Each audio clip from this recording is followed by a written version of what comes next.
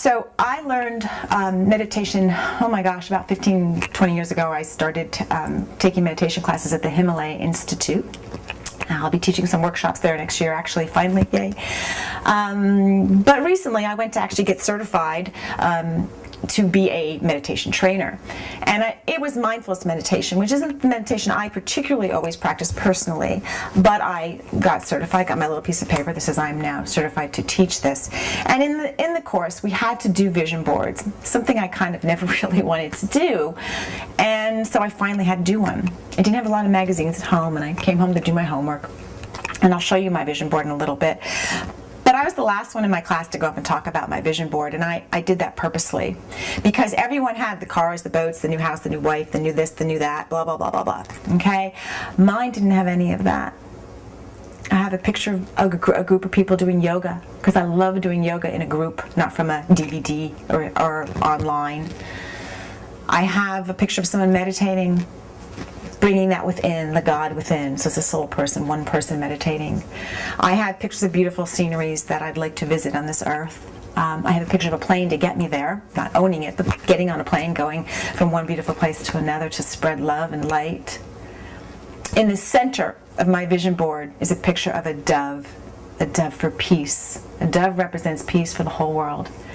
The only thing I have that represents my home is a picture of a kitchen. It's not even my kitchen, and it's not even my dream kitchen. It was the only one I had in what few magazines I had around the house, because it's a white kitchen. And I am a organic gardener and a farm-to-table chef, so I'm a messy cook. I'm a really good cook, and I love to cook, and white kitchens don't work for someone who really, really gets in there and gets down and dirty and cooks.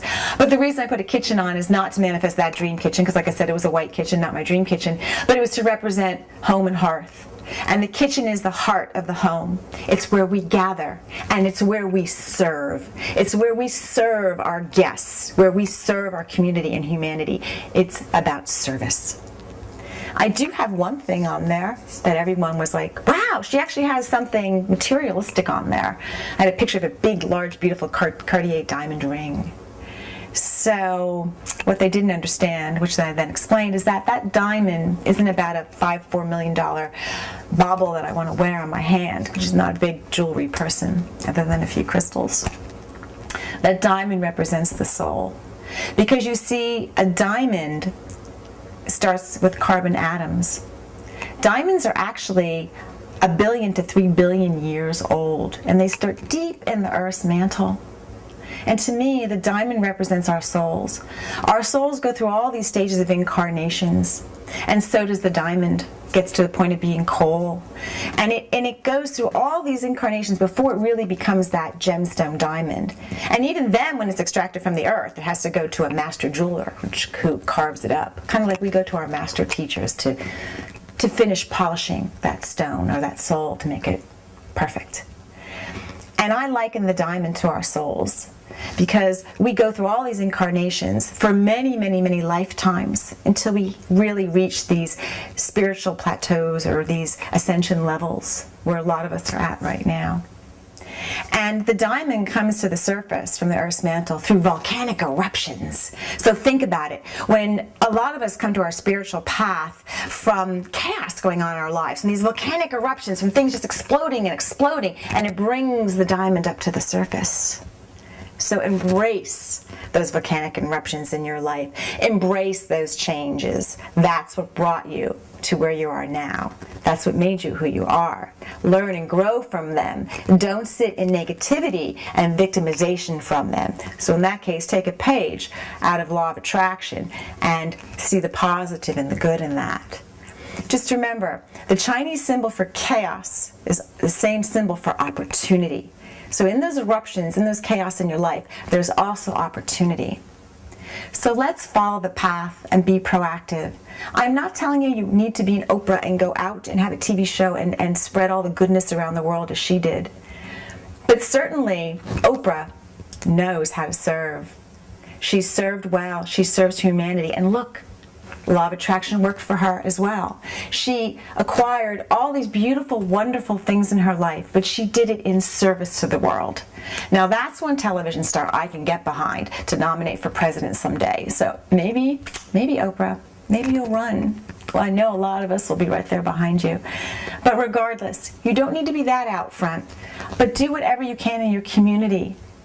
We have the nationals, the Oprahs and the late great Wayne Dyer and the holiness, the Dalai Lama and Gandhi and Mother Teresa and all the others I've mentioned and way back when, Jesus and Buddha and more. But within your own community, I'm sure you have someone. We have a woman in our community who's the president of our Chamber of Commerce. Not only does she help small businesses in our community grow, she also takes care of her family, and she serves at her church, running the soup kitchen on Saturdays. I'm sure in your community you have some leaders like that as well. You just have to look for them sometimes. Our news often shows it's breaking down. It doesn't show what's breaking through. But if you try a little harder, you'll find all the goodness and wonderful people and wonderful things that is breaking through. Become a part of that. Even one of my heroes, the late great Wayne Dyer, took up a cause later in his life. He chose to battle against the great agricultural companies who were bringing genetically modified crops to his home state of Hawaii. And one of his last interviews, it was so funny, it was with the Hicks entity, Abraham Hicks, channeled by Esther Hicks, who is known as one of our leaders in the law of attraction community. And of course Hicks was saying, no, you shouldn't think about those negative things and forget about that and walk away from that. And he argued with her, or him. He argued. He said, no, there's a time you have to stand up. There's a time you have to fight for the goodness of all. He went on and on with his passion about how he feels about GMO crops coming into his home state, how he wants seeds in his papayas because that's natural. It was wonderful to see this man who has been preaching all this spiritual stuff for so long really step in towards the end of his life to be more of just a spiritual leader, but be a community leader and fight causes that normally a law of attraction person wouldn't. So do that. Be the change you want to be in the world, as Gandhi said. He was proactive. Be proactive. Do everything you can every day to make a difference in the whole world, not just in your life. So again, it has been my pleasure to serve you.